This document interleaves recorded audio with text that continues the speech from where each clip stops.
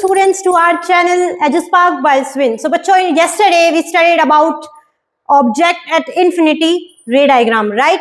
So today let's start our another ray diagram of concave mirror. Okay, so today we will study about object when placed beyond center of curvature. All right, so let's start.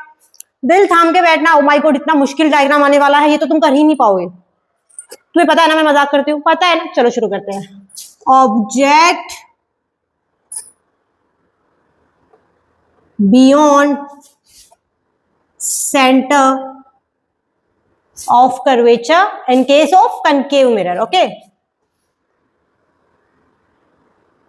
चलिए शुरू करते हैं. सबसे पहले तो concave mirror बता दो कैसे बनेगा. सीधा सी या उल्टा सी. मैम अब तो समझ में आ गया है, उल्टा सी ही बनता है. ठीक है भाई, बना देते हैं, कोई बात नहीं. All right, so this is our concave mirror. Okay, अरे यार थोड़ा सा तो सुंदर बना दो. ठीक है, अभी बीच में से क्या जाता है. फ्रॉम द सेंटर क्या पास होता है. प्रिंसिपल एक्सिस पास होता है. मैम बहुत अच्छे से समझाया था आपने. चलिए भाई कर दीजिए पास. This is principal axis. देखो बेटा, पेपर में स्केल की और डी की कंजूसी मत कर देना बिल्कुल भी. ठीक है, पैसे लगा लेना. पेपर में स्केल और डी लेके जाना, डी से कनकेव मिरर बनाना और स्केल से आप सारी लाइंस बनाना, ड्रॉ करना. ओके, क्योंकि बच्चों अगर आप पेपर में clean neat and clean diagram ही नहीं बना के आओगे तो एग्जामिनर क्या नंबर देगा आपको. मैं बता रही हूँ, अगर अच्छी हैंड राइटिंग लिखोगे ना, एग्जामिनर 1-2 नंबर तो ऐसे ही दे देगा. ठीक है, ठीक है बच्चों. देखो ये था, ये हमारा क्या था, प्रिंसिपल एक्सिस थी. और ये इसको क्या बोलते हैं हम, पोल बोलते हैं. और मैंने बोला था बच्चों, पोल से लेके फोकस का डिस्टेंस इक्वल होना चाहिए. फोकस से लेके सेंटर ऑफ कर्वेचर का डिस्टेंस बोला था. पी से लेके जितना डिस्टेंस होगा फोकस का, फोकस से उतना ही डिस्टेंस होगा सेंटर ऑफ कर्वेचर का. समझ में आया. वेल, चलिए अब हम बनाते हैं कि इन्होंने क्या बोला है कि ऑब्जेक्ट कहां पे प्लेस किया गया है.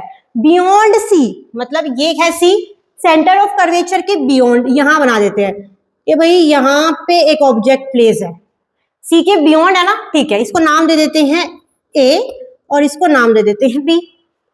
अब क्या बोला था मैंने, एक चीज मैंने हमेशा बोली बच्चों, इमेज कब फॉर्म होगी, जब इमेज फोकस से पास करेगी तभी इमेज बनती है. या तो फोकस से पास करनी चाहिए या फिर नियर बाय फोकस ही बनने वाली है. याद रखना इसका. तो चलिए शुरू करते हैं. देखो ये बी है ना, बी से हम एक रे लेके जाएंगे. किसके पैरेलल, प्रिंसिपल एक्सिस के पैरेलल. ये हम बी से एक रे लेके गए, स्ट्रेट स्ट्रेट स्ट्रेट, ये लेके गए, ले गए मैम. और ये किससे पास करवाएंगे, फोकस से पास करवाएंगे. करवा दो भाई. मैम के पास स्केल नहीं है तो मैम तो ऐसे ही बनाएगी लाइंस. ठीक है, ये देखो बेटो, एरो लगाना कभी मत भूलना, मेंशन जरूर करो. रे कहां से आई है, कहां से पास करवा रहे हो. बिल्कुल, ये रे गई parallel to the principal axis और फोकस से पास करवा दी. ये यहां रिफ्लेक्ट हो गई. ठीक है बेटा, दूसरी रे कैसे पास करवाओगे बताओ. देखो बेटा, रूल देखो, मैंने रूल नंबर 3 क्या बताया था कि अगर आप कोई रे पास करवा रहे हो सेंटर ऑफ कर्वेचर से, अगर कोई रे सेंटर ऑफ कर्वेचर से पास करवाओगे तो वो कौन सी पाथ पे रिफ्लेक्ट होगी, दोबारा उसी पाथ पे रिफ्लेक्ट होगी जिससे वो आई है. याद करो, करवाया था. आपकी मर्जी है आपको रे कहां से पास करवानी है. ठीक है, चलिए सी से पास करवाती हूं मैं. यहां से ऐसे बनेगी. ठीक है, अरे भाई मुझे दिख नहीं रहा, थोड़ा सा कनकेव मिरर बड़ा बनाना पड़ेगा क्योंकि रे नहीं आई हमारी, है ना. कोई नहीं, वो तो आप अपने अकॉर्डिंग बच्चों कर देना. ठीक है ना. हाँ बिल्कुल ठीक है. देखो बच्चों, ये सी से आई, मतलब सी से पास करी और वापस सी पे ही रिफ्लेक्ट भी हो गई. बोला था मैंने, बोला था कि जिससे इमेज पास करवाओ वहीं रिफ्लेक्ट भी होनी चाहिए. रूल नंबर 3 यही कहता है. अब इमेज कहाँ बनी. अब मैम ये बोलोगे, मैम ये बन गई इमेज, ये इमेज बनी ना हमारी. इसको नाम दे दो. नाम इसको दे देते हैं A dash B dash. All right, ये था बेटा जब हम ऑब्जेक्ट को प्लेस करते हैं beyond centre of curvature in case of concave mirror. यहां पे लिख देते हैं कनकेव मिरर. ऑल राइट, अभी हम बात करते हैं पोजीशन ऑफ ऑब्जेक्ट क्या क्या था. चलो लिखते हैं. पोजीशन ऑफ ऑब्जेक्ट कहाँ पे है जल्दी बता दो, कहाँ पे आई है हमारी position? Ma'am between C and between F आई है ना, बिल्कुल आई है ma'am, between C and F. Okay, nature क्या है बच्चों इमेज का? मैंने कल एक चीज बताई थी,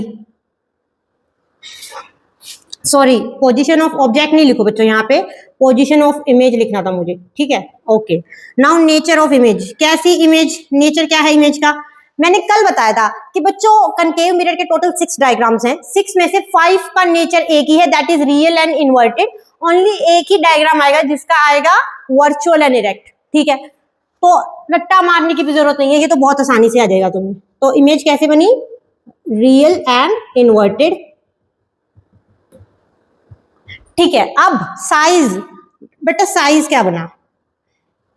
इन्फिनिटी पे जब हमने बात की थी, जब हमारा ऑब्जेक्ट इन्फिनिटी पे था, तो हमारा बच्चा पॉइंट साइज इमेज बनी थी, लेकिन अब मैं यहाँ पे चेक कर रही हूँ कि पॉइंट साइज इमेज तो नहीं बनी है। तो यहाँ पे कैसी इमेज बनी है?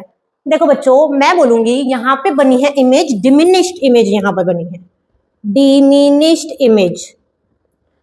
अब क्या मतलब है बच्चों इसका, क्या मतलब है?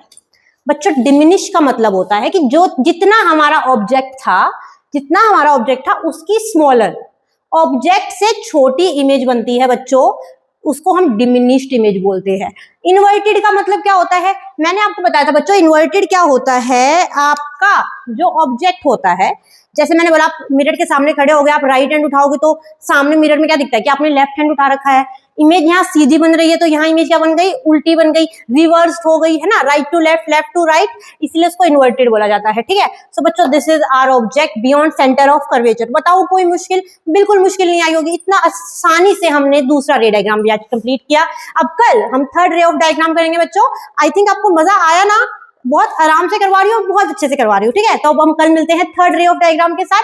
तब तक के लिए अगर आपको ये मेरी ये वीडियो अच्छी लगी हो तो प्लीज यार लाइक कर दिया करो, कंजूसी मत किया करो, और सब्सक्राइब तो प्लीज कर देना। हाँ ओके, बाय बाय, मिलते हैं नेक्स्ट वीडियो में।